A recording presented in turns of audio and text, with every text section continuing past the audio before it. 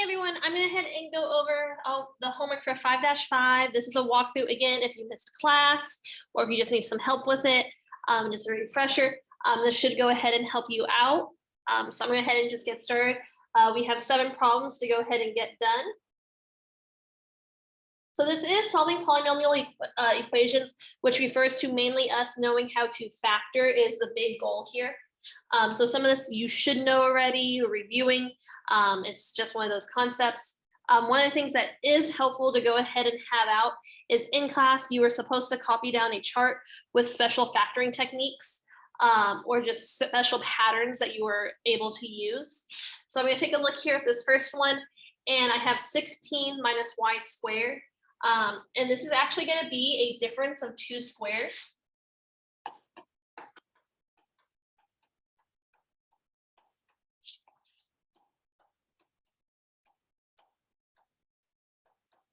And so we do have a special pattern for that, and our special pattern for this is going to go ahead and be, we say a plus b times a minus b equals a squared minus b squared.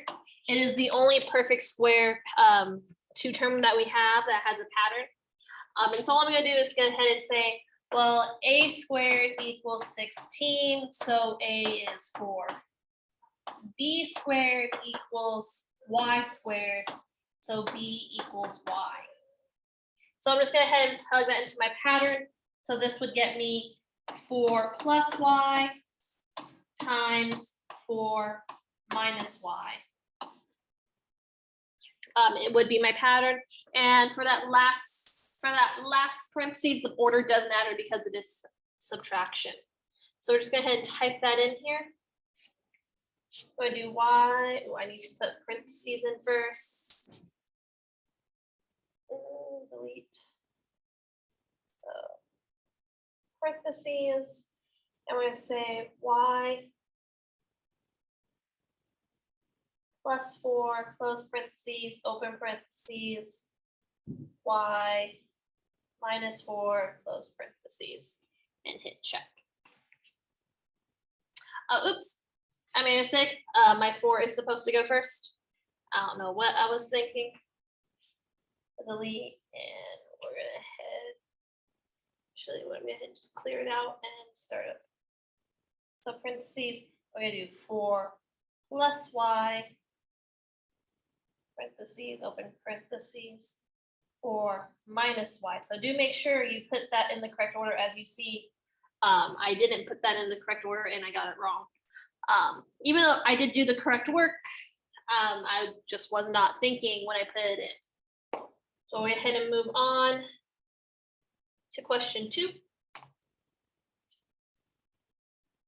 So we have another factoring, and I can see this is going to be a difference of 2 squares again because of the 36 and negative 25 are both perfect squares.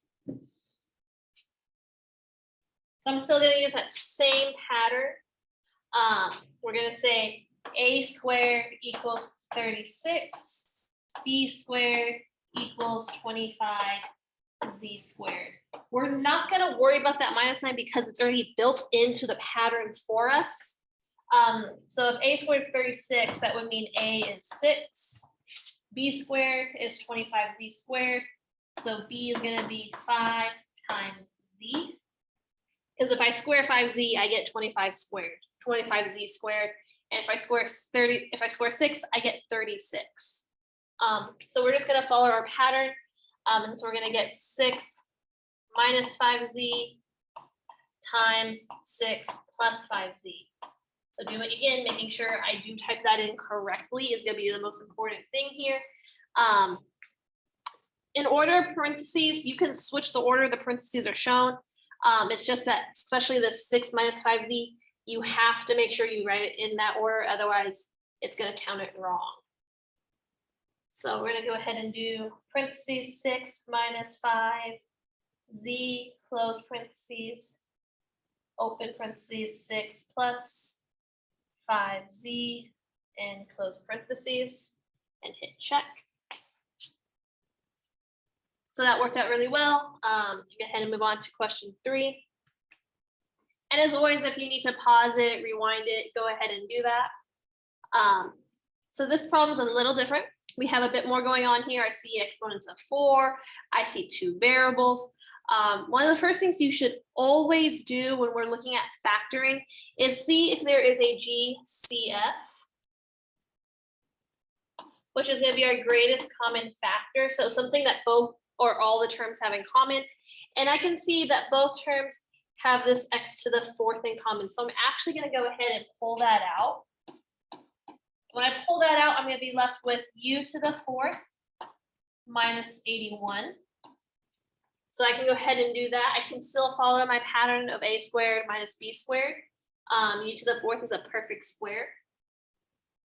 So this is going to factor into u squared minus, I'm going to do plus 9, and then I'm going to do u squared minus 9. I wrote that in order to just be a little bit more conscious because I can see based on what I have written, I have another difference of 2 squares. Looking here at this u squared minus 9, this is going to be one I have to go ahead and do again. So I'm going to keep this x to the 4th u squared plus 9, but I'm going to rewrite this last parentheses as u plus 3 times u minus 3. So this is quite a bit more work. This is what we call a bundle of difference of squares. That's a difference of squares with a difference of squares built into it. So that whole last line in green is my answer. So I'm going to go ahead and type that in. We're going to go with u to the 4th. Open my parentheses. Oh, oops, I need to get out of my exponent. Open parentheses, and we said u squared. If you're on your keyboard typing this, you can do Shift-6 to get that exponent. And that does help out some. Let's move this over so it's close to actually where I'm typing, where I'm standing. U squared plus 9. Close parentheses, open parentheses, and we have u plus 3, close parentheses, open, go back, u minus 3, close parentheses. I can go ahead and hit check. Did I not copy my problem correctly? U has squared plus 9. Oh. That I know I did here. So again, making sure we do copy everything correctly. That u at the very front should be an x, not a u. So again, showing you, making sure you are actually copying your work correctly. It's just a little difficult for me to actually see my work and write it just because of I'm using the Promethean. And so for me to actually type my answers for them to check it, I have to turn off the annotate, and so I can't see it anymore. But we're going to move on to question 4. This is a little different. We have an exponent of 3, and we have b cubed minus 1. And this is going to be actually called a difference of squares, or I'm sorry, a difference of cubes.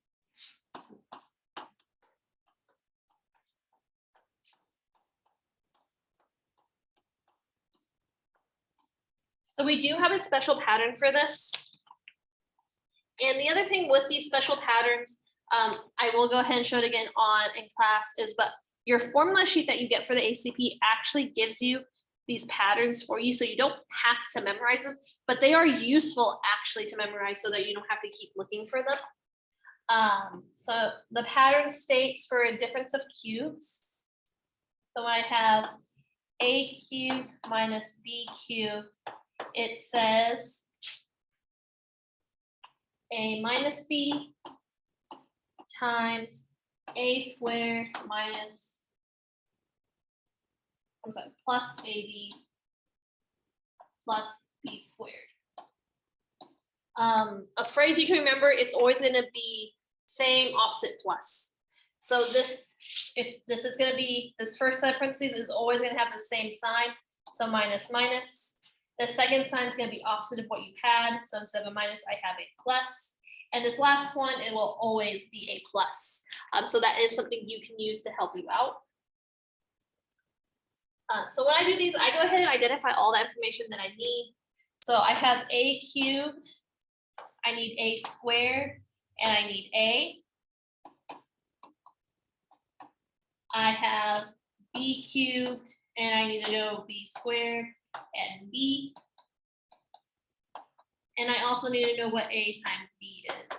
So I need to go ahead and fill out this information that I do have.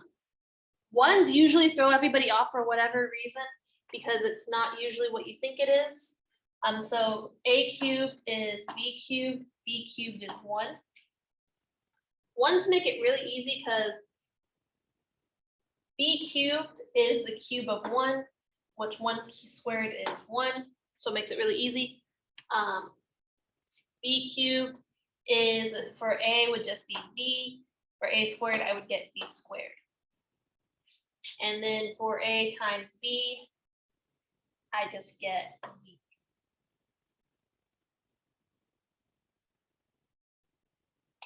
So we're gonna head and just fill in our blanks here. But based on that pattern, we're gonna have a minus b, so b minus 1, parentheses, open parentheses, b squared plus b plus 1. Based on that chart that I have, the ones always throw everything off, they really do. But we're gonna head and go with it. We're gonna head open parentheses. Make sure we pick the right letters. If you don't put the right letter in, they do count it wrong. Minus 1, close parentheses, open parentheses. We had b squared. We get out of the exponent. And we're gonna do plus b plus 1, close parentheses, and hit check. Yay, and that's all you need to go ahead and do on that. It's the same thing if you had a plus, you would just follow the pattern, fill in what you need.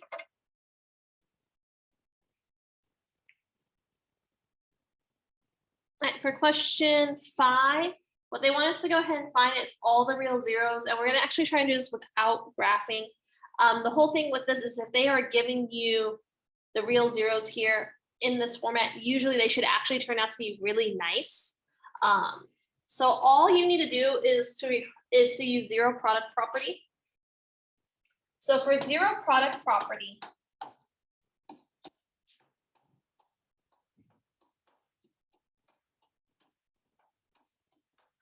you just set each factor equal to 0.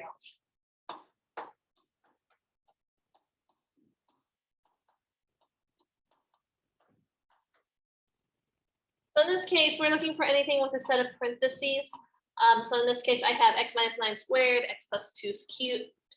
I only need to set one of those sets, each one of those sets to 0. So I'm going to do x minus 9 equals 0 and solve for x, and x plus 2 equals 0 and solve for x. So x plus 9, so I'm going to add 9 to cancel it out, and I get x equals 9. Over here, I'm going to do minus 2, and I get x equals negative 2. So my zeros here are going to be 9 and negative 2. So 9 comma negative 2. I'm going to hit check. That's all you need to do on that one. And they are going to go ahead and give it to you in factored form for this problem. So it's not going to be too much work in that you having to factor and then go ahead and find out the information. They should give it to you already factored. Okay, moving on to question 6. We have factor by grouping.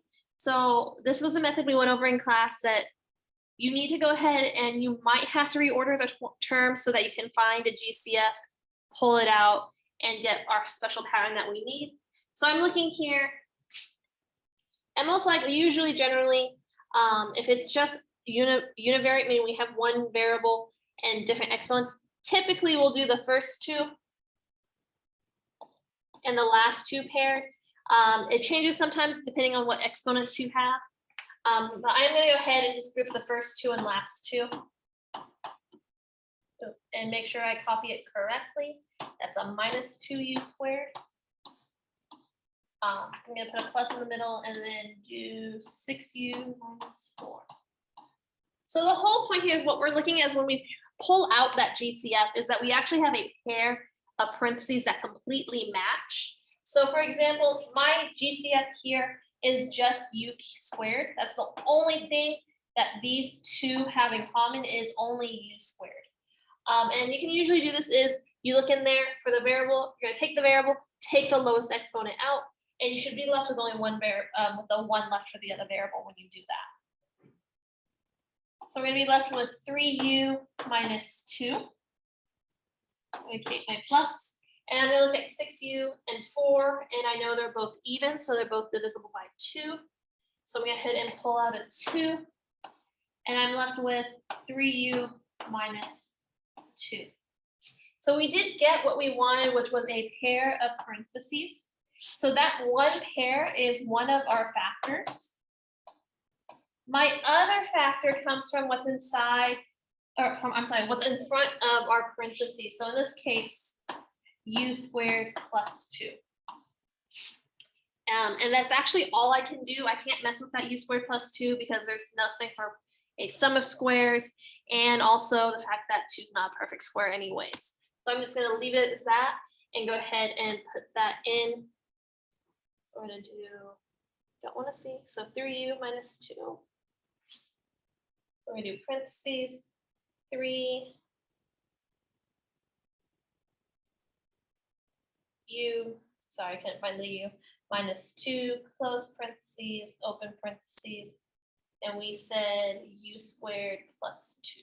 So we're going to do u exponent 2. I need to get out of my exponent, and we said plus 2, close parentheses, and hit check.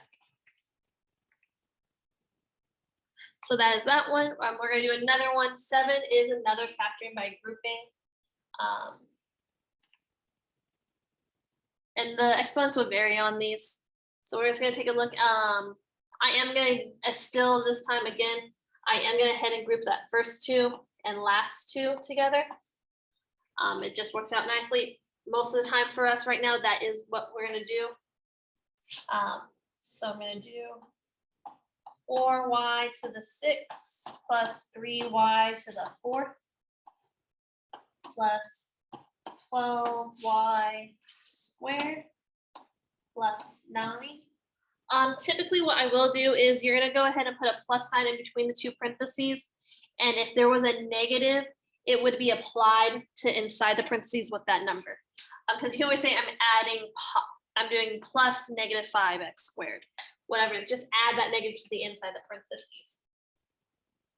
So I'm going to take a look here, and my GCF is a little different than what we had last time. So on this one, my GCF is still going to be the exponent with the lowest the variable with the lowest exponent. However, I'm not going to be left with just y, I'm going to be left with y squared. And looking here at my second one, my GCF is going to be 3. So that is what I'm going to hit and pull out, y to the 4th. And what I'm left with is going to be 4y squared plus 3. I'm pulling out a positive 3. And I'm going to be left with 4y squared plus 3. So you can always just go ahead and factor, divide each of them. It's one of those you just got to play with how you want to factor it out. So my pair here and here is one factor, so 4y squared plus 3, and then what's outside y to the 4th plus 3 is my other factor. And with that, we're actually done with that one. So I'm going to go ahead and just type that in. We're going to do parentheses 4y squared, and get out of the exponent, and we said plus 3. Close parentheses, open parentheses, and then we said y to the 4th plus 3. All right, y to the 4th exponent plus 3, close parentheses, and hit check. So that is number 7, and that actually is what your homework should be. Hopefully this helps you out. Again, rewind, pause, what you need to do. Learning the factorings actually will make your life easier in Algebra 2, just so you know. It is tempting just to go ahead and maybe use an app, but factoring will be with us the rest of the year. You're going to need it. So please try to work on it. It is to your best. This is the NFC lunch. To your best advantage to go ahead and do that. And yes, I'm recording this in the middle of the day. So I will see you guys next time, and I will talk to you later. Bye.